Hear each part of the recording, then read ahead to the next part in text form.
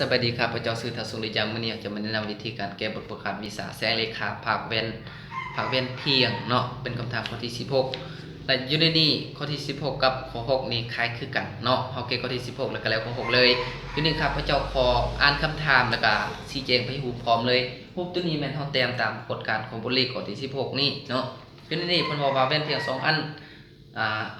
mn 2 อันขนานกันปินหน้าใส่กันและอยู่ห่างจากกันระยะ AB เท่า D เนาะฉะนั้นแว่นเพียง M และแว่นเพียง N วางขนานกันเนาะวางขนานกันระยะ AB เท่า D น้อยเนาะอันนี้อยู่ห่างจากแว่นทั้งสองห่างจาก M ระยะ SA เท่า A น้อยเนาะแสดงว่าระหว่างแว่นทั้งสองนี้ห่างกัน SA เท่า A น้อยเนาะที่จุดหุ้ม S อยู่ห่างจาก M ระยะ A เนาะที่จุดหุ้ม S ห่างจากแวนเพียง M ระยะ A เนาะวันนี้เลขอยู่เหนือ S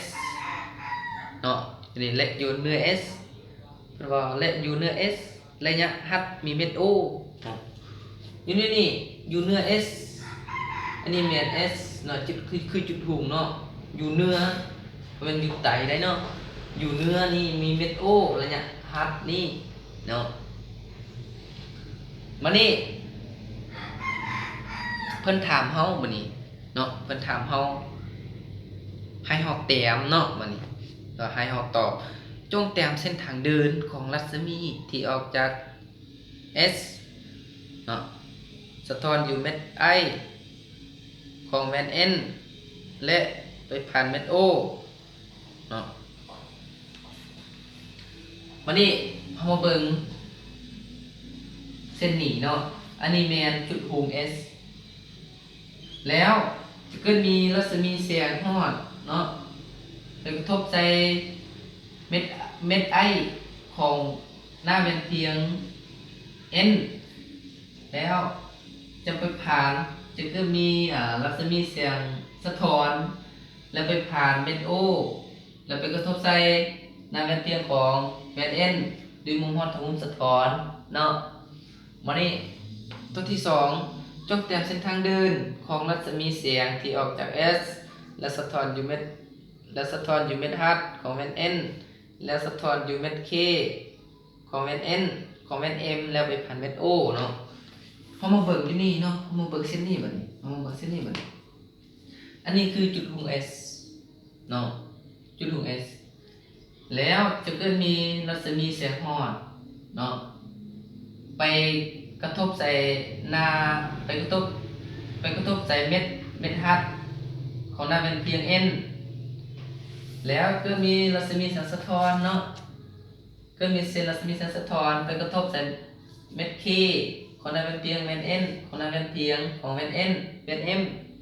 แล้วไปผ่านเม็ด O ไปกระทบใส่หน้าเป็นเพียงของแวน N เนาะอยู่ในนี้ด้วยมุมฮอดของมุมสะท้อนเนาะวันนี้ข้อที่3จงคิดไล่บรรดาระยะห่าง I K H ฮอด AB ในวงเล็บเขาให้คิดไล่ IB จุด SB และ KA แม่นยาวเท่าไหร่เนาะอยู่นี่เราสรุปง่ายๆคือคำถามอยากถามหรือว่าเราอยากคิดอะไรก็คือ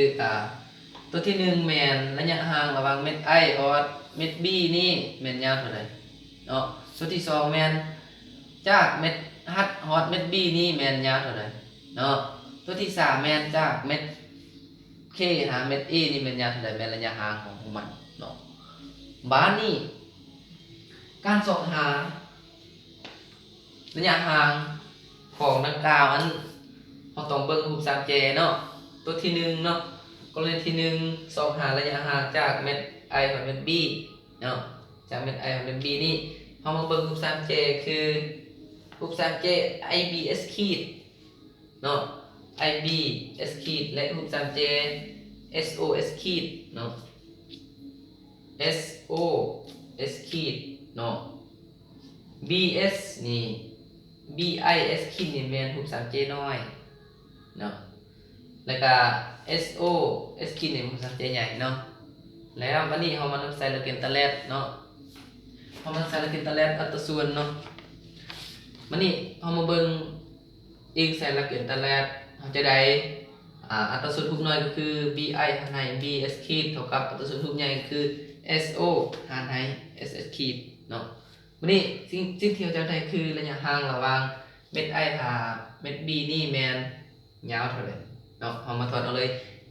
IB เท่ากับ BS ขีดคูณใน SO มันจะได้ SS ขีดเนาะอันนี้จะเป็นตัวรับแล้วถ้าเพิ่นบอกว่าตัวเลขเอากระแทกใส่ตัวเลขเนาะตัวนี้อยู่ในบทเลขบอกกำหนดให้เราแม่นเท่านี้เท่านั้นตัวอย่างว่า SO หรือว่า SS ขีดนี่แม่นเท่า10หรือว่าเท่า3บทเลขบ่บอกเนาะให้เข้าใจนั่นน่ะมานี่เฮามาเบิ่งตัวที่2เนาะซอกหา KA เนาะซอกหา KA ระยะห่างจากเม็ด K หาเม็ด A นี่แม่นยาวเท่าใดเนาะเฮามาเบิ่งรูปสาม J อยู่ในนี้เฮามาเบิ่งรูปสาม J B H S ขีดและรูปสาม J A K S ขีดเนาะแล้ว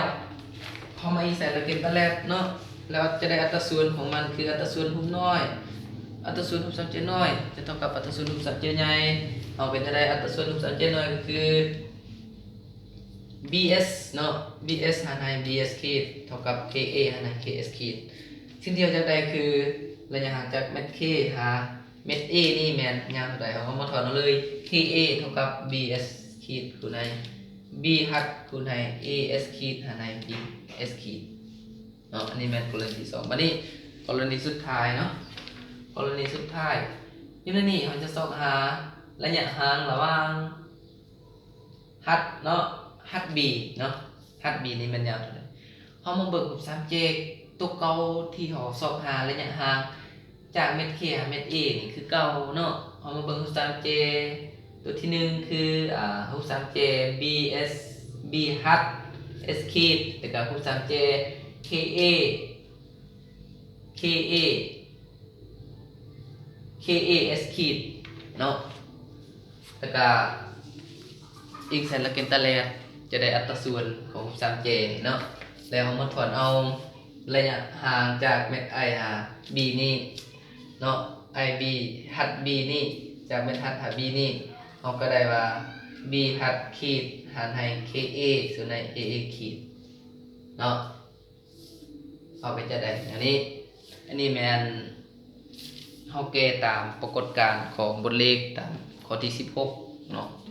มันจะหมดเท่านี้เนาะบ่ได้ผิดพลาดก็ขอโทษขออภัยเนาะแล้วก็บ่ได้บ่เข้าใจแต่ว่าก็ถามได้แล้วก็บ่ได้ครับเจ้าบ่ผิดก็